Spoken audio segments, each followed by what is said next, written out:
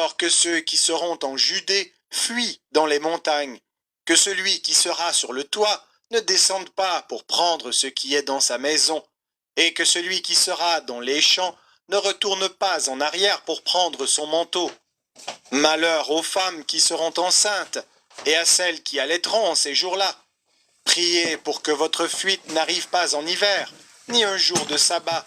Bien-aimé, excusez-moi, je vais revenir sur quelque chose qui est très important. Pareil depuis le commencement du monde Je vous jusqu'à dis, présent, et effectivement, jamais. que c'est ça qui est arrivé, et si et c'est ce que le pape a fait. Personne ne serait voilà, sauvé. Vous allez écouter ça. Et l'on vous fera mourir. Vous allez écouter ça. Vous serez haïs de Évangile selon Matthieu, chapitre 24. Comme Jésus s'en allait, au sortir du temple, ses disciples s'approchèrent pour lui en faire remarquer les constructions. Mais il leur dit, « Voyez-vous tout cela? Je vous le dis en vérité, il ne restera pas ici pierre sur pierre qui ne soit renversée. » Il s'assit sur la montagne des Oliviers, et les disciples vinrent en particulier lui faire cette question. « Dis-nous quand cela arrivera-t-il, et quel sera le signe de ton avènement et de la fin du monde ?» Jésus leur répondit, « Prenez garde que personne ne vous séduise, car plusieurs viendront sous mon nom, disant, « C'est moi qui suis le Christ », et ils séduiront beaucoup de gens. Vous entendrez parler de guerre et de bruit de guerre. Gardez-vous d'être troublés, car il faut que ces choses arrivent. Mais ce ne sera pas encore la fin. Une nation s'élèvera contre une nation, et un royaume contre un royaume, et il y aura en divers lieux des famines et des tremblements de terre. Tout cela ne sera que le commencement des douleurs.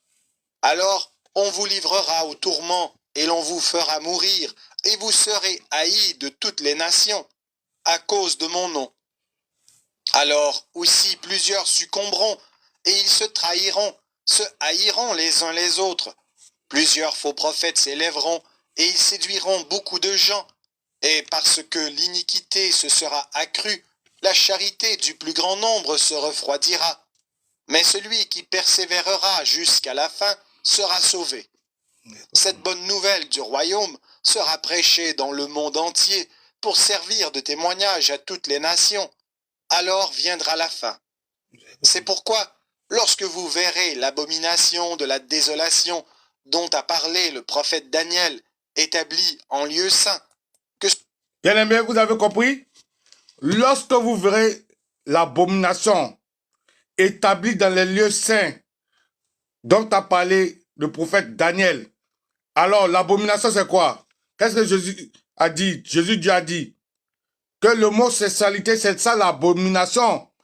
Qu'est-ce que l'église catholique? C'est pas supposé être un lieu saint? Mais on nous dit que on n'a qu'à installer le mot sexualité officiellement dans l'église catholique. C'est la parole là qui vient de s'accomplir. Pour ceux qui n'ont pas compris, si vous voulez, je peux répéter cette parole là encore. Je remets la parole là encore, vous allez comprendre. Que il n'y a rien de nouveau sous le soleil. Que nous sommes à la fin du monde, vraiment.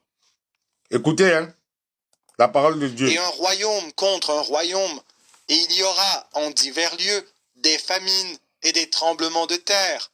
Tout cela ne sera que le commencement des douleurs. Ça, c'est le commencement. Alors, on vous livrera au tourment, et l'on vous fera mourir, et vous serez haïs de toutes les nations, à cause de mon nom.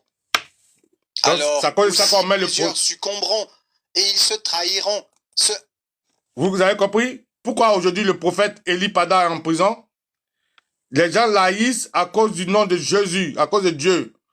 Et c'est les hommes de Dieu qui l'ont trahi au Satan qui est au pouvoir, que Dieu appelle le djinn, Alassane Draman Ouattara. Donc, c'est ce que la parole dit là. Il n'y a rien de nouveau sous le soleil. Il n'y a rien, tout est dans la Bible. Vous comprenez? Ils l'ont trahi, aujourd'hui il est en prison. Continuons à écouter la parole de Dieu. Les uns les autres. Plusieurs faux prophètes s'élèveront et ils séduiront beaucoup de gens. Vous voyez? Et parce que l'iniquité se sera... Plusieurs prophètes s'élèveront. Prophète Makoso et tout ça clique là. Vous voyez? C'est de ça qu'on est en train de parler. Ceux-là qui mettent en prison les autres pasteurs qui parlent de la parole de Dieu. Mais eux qui ne parlent pas de la parole de Dieu, qui sont tout en train de parler de Mahamay, on ne les met pas en prison. Alors que nous savons tous que Mahamaya, c'est le vol. Mais ça, c'est bon pour les êtres humains. Mais les prophètes qui disent la vérité, eux ne sont pas bons pour les êtres humains. Les vrais prophètes de Dieu, les placent en prison. Les faux prophètes, c'est eux qui font opinion sur rue en Côte d'Ivoire. Donc, c'est pas nouveau. Sodome ou Gomorrhe, c'est la même chose qui est en train de venir. Maintenant, en Côte d'Ivoire, on dit mariage pour tous. LBGT, faut se marier, c'est Sodome ou Gomorrhe encore. Donc, c'est ce que la parole de Dieu est en train de dire. Écoutons la parole de Dieu. Accru, la charité du plus grand nombre se refroidira. Mais celui qui persévère... Vous avez vu? La charité du plus grand nombre se refroidira. On met un serviteur de Dieu en prison, mais tous les chrétiens sont silencieux. On ne voit pas une marche, ni les chrétiens montrés au créneau pour dire que libérer le prophète Elipada, libérer l'enfant de Dieu, la charité n'est plus là.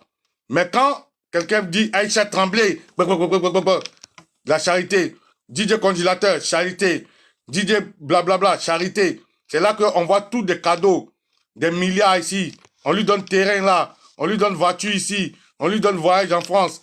Voilà. C'est ça que la parole de Dieu est en train de dire là. C'est la fin du monde qui n'est pas loin. Voilà. Donc tout est déjà dit dans la Bible. Écoutez, hein. Jusqu'à la fin sera sauvé. Cette bonne nouvelle du royaume sera prêchée dans le monde entier pour servir de témoignage à toutes les nations. Alors viendra la fin. C'est pourquoi, lorsque vous verrez l'abomination et la dont désolation a parlé le prophète Daniel, établi en lieu saint, dans l'église catholique, alors que ceux qui seront en Judée fuient dans les montagnes, que celui qui sera sur le toit ne descende pas pour prendre ce qui est dans sa maison, et que celui qui sera dans les champs ne retourne pas en arrière pour prendre son manteau.